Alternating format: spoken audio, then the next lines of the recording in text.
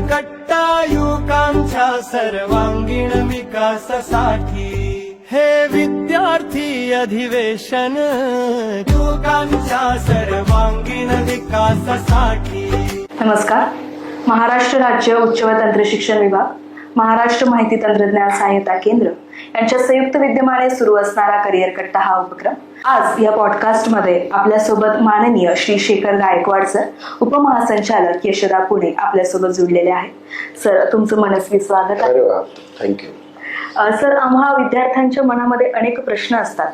या प्रश्नांबद्दल उजाळा करण्यासाठी आणि ते प्रश्न नक्की काय आहे आणि त्याबद्दल उत्तर मिळवण्यासाठी ही खरोखर एक सुवर्ण संधी म्हणता येईल.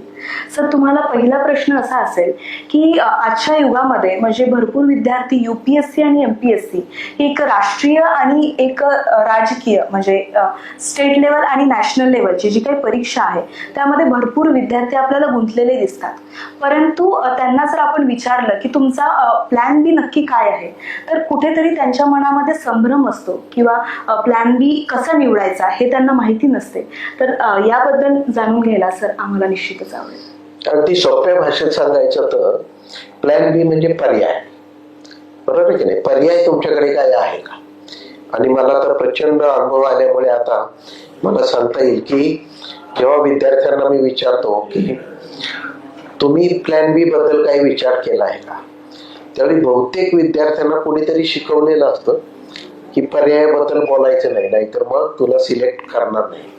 म्हणून तो काय म्हणतो, नाही नाही मी यावर्षी सिलेक्ट होणारच. एका विद्यार्थ्याचा मी MPSCचा जो इंटरव्ह्यू घेतला,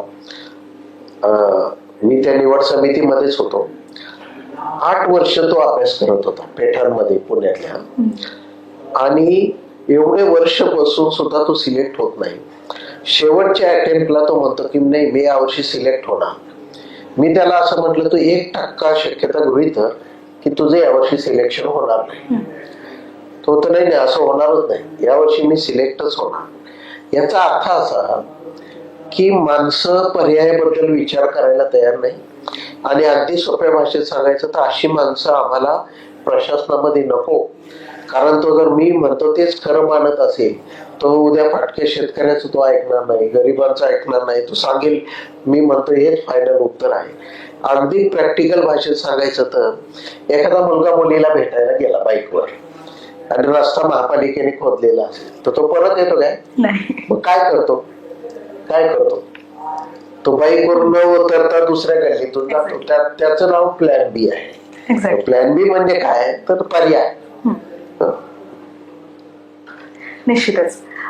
दुसऱ्या प्रश्नाकडे वळूया सर. आपण UPSC आणि MPSC या गोष्टींबद्दल प्रामुख्याने इथे बोलणार आहोत. तर परीक्षेचा शेवटचा टप्पा म्हणजे मुलाखत, आणि या मुलाखतीची नेमकी तयारी कशी करावी आणि कोणत्या गोष्टी आपण महत्वाच्या तिथे गृहीत धराव्या असं तुम्हाला वाटतंय? मी मुलाखतीच्या पैलू नावाचं एक स्वतंत्र पुस्तकच लिहिलं. कारण मुलाखतीबद्दल UPSC ने आणि MPSC ने सुद्धा 3-4 वाक्यच लिहिलेली आहे. आणि ही मुख्यतः तुमची व्यक्तिमत्वाची चाचणी आहे. तुमचं वेगवेगळ्या क्षेत्रातलं ज्ञान चेक करण्यासाठी मुलाखत घेतली जाते, आणि तुम्ही या पदासाठी किती पात्र आहात हे बघितलं जातं. 3 महत्वाचे मुद्दे जर विचारात घेतले तर विद्यार्थ्यांना कळत नाही मुलाखतीची तयारी कशी करायची. मी त्या पुस्तकात असं लिहिलंय की किमान 300 पानांच्या नोट्स प्रत्येक विद्यार्थ्याच्या तयार असल्या पाहिजे. एवढी त्याची तयारी पाहिजे. प्रचंड वाचन पाहिजे. लहानपणापासून जो माणूस वाचत आला आहे, लिहित आला आहे, किंवा त्याच्या पुस्तकातलं त्यांनी सारांश काढला आहे, अशी मुलं समृद्ध होतात आणि बहुश्रुत होतात. अशा मुलांना मुलाखत सोपी जाते. दुर्दैवाने एवढी माणसाची आता तयारी नाही. तो काय करतोय, शॉर्टकट करतोय. मी जर मेन्स पास झालो तर मग 7 दिवसात अभ्यास करेल. 7 दिवसामध्ये मुलाखतीची तयारी होऊ शकत नाही. ती अखंड तयारी आहे. म्हणजे तुम्ही खोलीमध्ये राहताना, पार्टनर बरोबर बोलताना, बरोबर आहे, घरच्यांशी बोलताना, सगळीकडे याचं रिफ्लेक्शन तुम्हाला दिसलेलं तुम्हाला जाणवेल. याचा अर्थ काय, मुलाखतीची तयारी फार मोठी आहे, फार व्यापक आहे. उदाहरणार्थ, एका मुलीला मी विचारलं की तुला MA हिंदी करायचं सुचलं कसं? कारण मला असं वाटलं ही शेतकऱ्याची मुलगी आहे आणि ती सायकलवर येत होती कॉलेजला 15 किलोमीटर, आणि या मुलीला MA हिंदी करायची काय बुद्धी सुचली असं मला वाटलं. म्हणून मी तिला विचारलं, तू हिंदीमध्ये MA का केलं? तिने उत्तर फार गमतीशीर दिलंय. माझी मैत्रीण हिंदीला गेली, मग मी पण हिंदीला गेली. म्हणजे तिला वाटते नदीला जातो का नाही, तसं तिच्या डोक्यात आहे. असं कसं करिअर असतं? म्हणजे तुम्हाला स्वतःची बुद्धी नाही, तुम्ही दुसऱ्याचं कॉपी केलेली गोष्ट करता, आणि असं करिअर घडलं जाऊ शकत नाही. हाच महत्वाचा मुद्दा या सगळ्यामध्ये आहे. दुसरा एक विद्यार्थी होता, त्याला विचारलं तुझे वडील काय करतात? म्हणतो शेती करतात. मग पुढचा प्रश्न ठरलेला आहे, किती एकर जमीन तुला आहे? मग तर 5 एकर जमीन आहे. मग 5 एकर मध्ये आता कोणती पिकं आहे? मग त्याला असं वाटायला लागलं की हळूहळू हे आतमध्ये शिरायला लागलेले आहेत. म्हणून त्याने काय उत्तर दिलं असेल, मी 6 महिने घरीच गेलो नाही. आता घरी जाण्याचा आणि पिकं असण्याचा काही संबंध आहे का? हे उत्तर देताना तो अर्धा सेकंद सुद्धा विचार करत नाही. समजा त्यांनी सांगितलं असतं त्याच्या शेतात 1.5 एकर ज्वारी आहे, पण त्यांनी सांगितलं असतं माझं 1.5 एकर मका आहे आणि बाकीचा ऊस आहे किंवा राहिलेली जमीन पडीक आहे, तर काय झालं असतं? तर आम्ही जाऊन तर बघून आलो नसतो ना तेवढ्या 3 मिनिटांमध्ये. हे त्याला उत्तर द्यायचं का सुचत नाही, असा माझा मुद्दा आहे. म्हणून मुलाखतीला माइंड ऍप्लिकेशन म्हणजे स्वतःच्या बुद्धी वापरणे, तारतम्याने वापरणे आणि प्रचंड अभ्यास असणे, या दोन्ही गोष्टींची फार गरज आहे. निश्चितच सर. आता खूप स्पर्धात्मक युग चालू आहे, आणि या स्पर्धात्मक युगात जर आजच्या युवाला टिकायचं असेल तर त्यांनी नक्की काय केलं पाहिजे? म्हणजे फक्त UPSC आणि MPSC हा एकच मार्ग धरून चाललं पाहिजे, की ऑन्ट्रप्रेनरशिप किंवा बिझनेस आणि उद्योजकता विकास या सगळ्या गोष्टींवर सुद्धा लक्ष दिलं पाहिजे? तू जे आता म्हटली तसंच त्यांनी सगळे पर्याय खुले ठेवायला पाहिजे. समजा मी 3 वर्षासाठी UPSC करेल, पण पहिल्या 3 वर्षात जर यश मिळालं नाही तर नवी पिढी येते तोपर्यंत.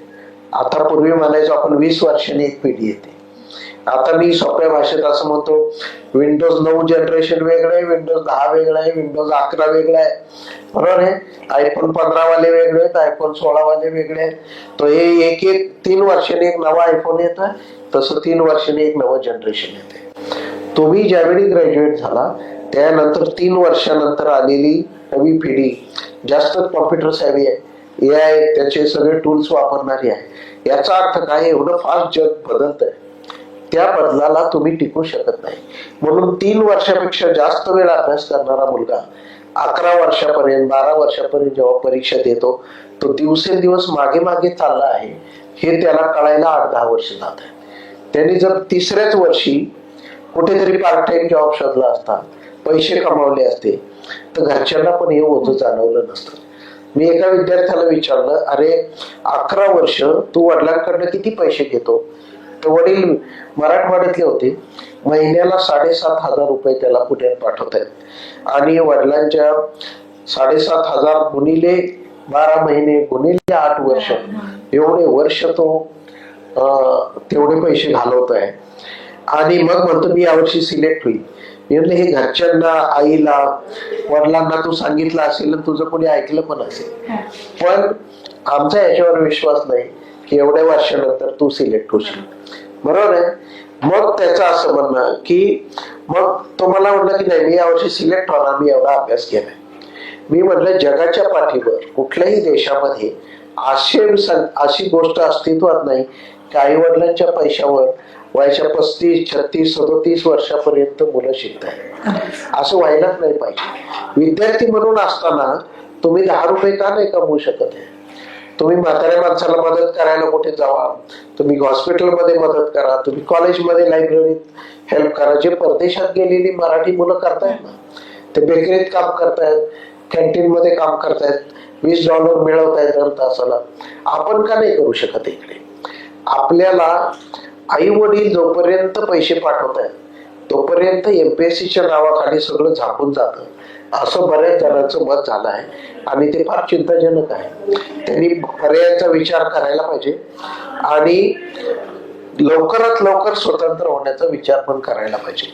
आणि त्या अर्थाने UPSC MPSC बरोबरच मी उद्योजक होऊ शकेल का, मी स्टार्टअप कंपनी करू शकेल का, मी 50 लोकांच्या वर तहसीलदार होण्यापेक्षा मीच 50 लोकांना नोकरी देणार एखादा उद्योग निर्माण करू शकेल का, असा विचार करणारी नवी पिढी अपेक्षित आहे.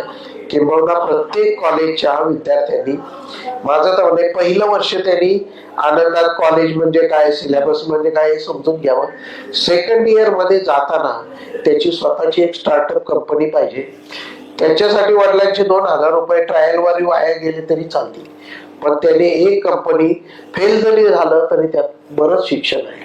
त्यांनी एखादं ऍप तयार केलं, एखादं काहीतरी नवीन आयडिया निर्माण केली आणि सगळं जग नवीन आयडियांनी भरलेलं आहे. छोटे छोटे बदल ज्यांनी केले त्यांनी सगळा मोठा बदल समाजामध्ये घडवलेला आपल्याला दिसतो.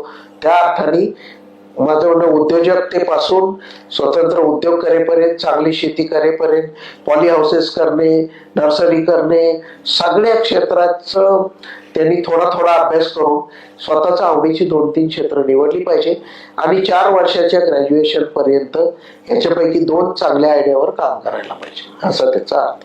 अगदीच. या पॉडकास्टच्या शेवटाकडे वळत असताना आपल्याला भरपूर सगळ्या गोष्टी आणि ह्या आन्सरांकडून मिळालेल्या आहेत. विद्यार्थी मित्रांनो, केवळ UPSC आणि MPSC आणि इतर अनेक स्पर्धा परीक्षांवर अवलंबून न राहता उद्योजकता विकास, तसेच तुम्हाला काय वाटते किंवा तुमचं पॅशन काय आहे ते सिलेक्ट करावं आणि त्या माध्यमातून यशाची एक नवीन गाथा आपण लिहावी, असा सरांचा इथे आपल्याला संदेश असेल. या पॉडकास्ट मध्ये उपस्थित राहण्याबद्दल सर आपले मनस्वी धन्यवाद. सगळ्यांच्या वतीने मी खूप खूप आभार मानते आणि हा पॉडकास्ट असताना असे जाहीर करते. करिअर कट्टा युवकांच्या सर्वांगीण विकासासाठी